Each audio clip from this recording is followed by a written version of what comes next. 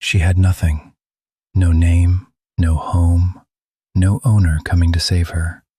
Just a cold, abandoned garage in Brooklyn, New York, and 5 kittens who needed her to survive. On the night of March 30th, 1996, that garage caught fire, and what this cat did next was witnessed by a firefighter who said he would never forget it for the rest of his life. Neither will you. 1. The night it started. Brooklyn, New York, March 30th, 1996. The temperature had dropped below freezing. Snow was still on the ground. A young stray cat had found shelter in an abandoned garage on the street. She was not alone. She had 5 kittens, barely days old, eyes still closed, entirely dependent on her. That night, the garage caught fire. The firefighters arrived. Sirens, water, shouting, the roar of a building burning. And in the middle of all of it, over the noise, over the heat, one firefighter heard something, faint, high-pitched, coming from the side of the building. He followed the sound and found 3 tiny kittens pressed against the wall, shaking, crying. Someone had already brought them out. She went back in, again and again and again. She was a small calico cat, barely bigger than the kittens she was carrying. The firefighter watched her walk back toward the burning building. He thought, she must be confused, disoriented, running the wrong way. She was not confused. She disappeared into the smoke. Seconds passed. She came back out, another kitten in her mouth. She placed it next to the others and walked back in, a 3rd time. By the 4th time she came out, her fur was on fire. Her eyes were beginning to swell shut. Her paws were burned, her ears scorched. The fur on her face almost completely gone.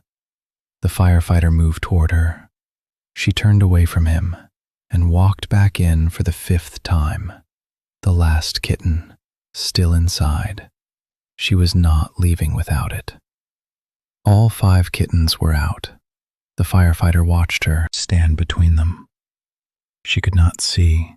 Her eyes were sealed shut by burns and blisters. And then she did something that stopped him completely. She touched each kitten with her nose. 1, 2, 3, 4, 5. Counting them, making sure. Every single one alive. When she reached the 5th, she collapsed, unconscious, on the frozen ground, surrounded by 5 kittens she had just walked through fire to bring into the world safely. The firefighter picked her up, then the kittens, one by one. He put them all in a box and drove them to safety.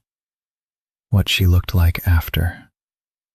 At the veterinary clinic, the vets had to look twice to recognize what they were treating.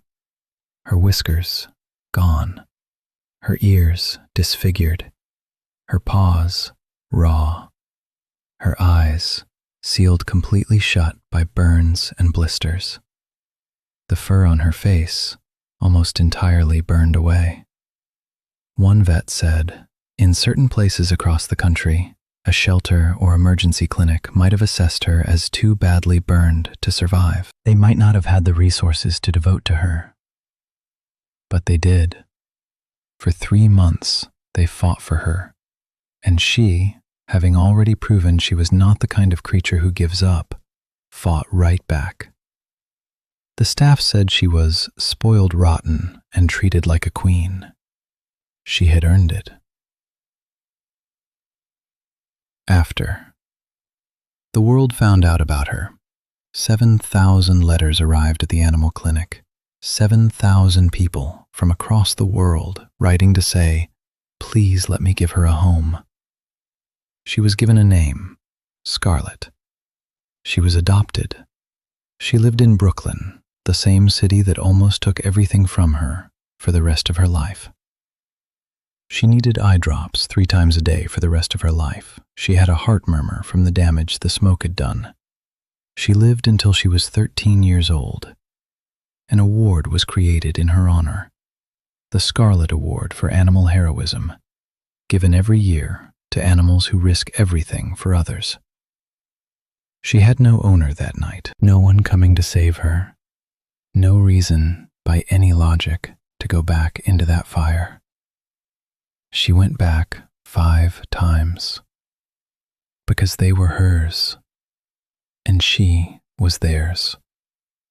And that was reason enough.